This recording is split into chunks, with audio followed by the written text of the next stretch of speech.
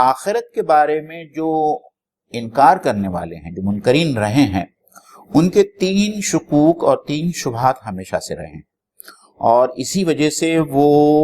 آخرت کا انکار کرتے رہے ہیں۔ سب سے پہلی بات تو جو ان کے ذہن میں آتی تھی وہ یہ ہے کہ یہ زمین اتنی بڑی زمین ہے اور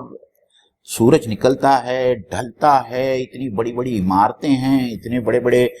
پہاڑ ہیں اور سمندر ہیں، اور لوگ اپنے کاموں میں مشغول ہیں، کس طریقے سے ایک اتنے بڑے کاروبار کو درہم برہم کر کے جو ہے وہ ختم کر دیا جائے گا، ایک چٹیل میدان بنا دیا جائے گا۔ تو وہ اس بات کو ماننے سے جو ہے وہ انکار کرتے تھے۔ اور دوسری بات جو ان کے سمجھ میں نہیں آتی تھی اور آج بھی نہیں آتی بہت سارے لوگ جو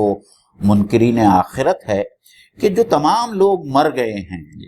جو مدفون ہے، قبر میں دفن کر دیے گئے یا جو جلا دیے گئے، جن کے اجزاء جو ہے وہ گل سڑ گئے، منتشر ہو گئے، بلکہ ان کے الفاظ میں کہا جائے تو یہ کہ جب ہماری ہڈیاں گل سڑ جائے گی اور ہمارا جسم بوسیدہ ہو جائے گا تو کس طریقے سے ان تمام لوگوں کو دوبارہ زندہ کیا جائے گا اور اٹھایا جائے گا، اور وہ بھی شروع سے لے کر روز ازل سے لے کر ابد تک،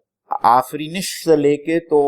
قیامت کے آخری انسان تک ان تمام لوگوں کو کس طریقے سے جو ہے وہ زندہ کیا جائے گا، یہ دوسری بات ہے۔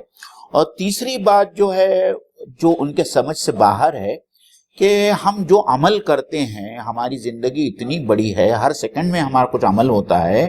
تو یہ تمام اعمال کو کس طریقے سے پریزرو کیا جائے گا، کس طریقے سے ریکارڈ کیا جائے گا اور اس کو تمام لوگوں کے سامنے پیش کیا جائے گا، اور کس طریقے سے زمین خود شہادت دے گی، یہ تمام چیزیں جو ہیں، یہ تمام باتیں ان کے سمجھ سے باہر ہے۔ تو دراصل میں یہ سورہ جو ہے ان تمام تینوں سوالوں کو ایڈریس کرتی ہے، اور اللہ تعالیٰ جو ہے اس کا جواب منکرین آخرت کو دیتا ہے کہ یہ کیوں کر ہوگا اور کیسے ہوگا۔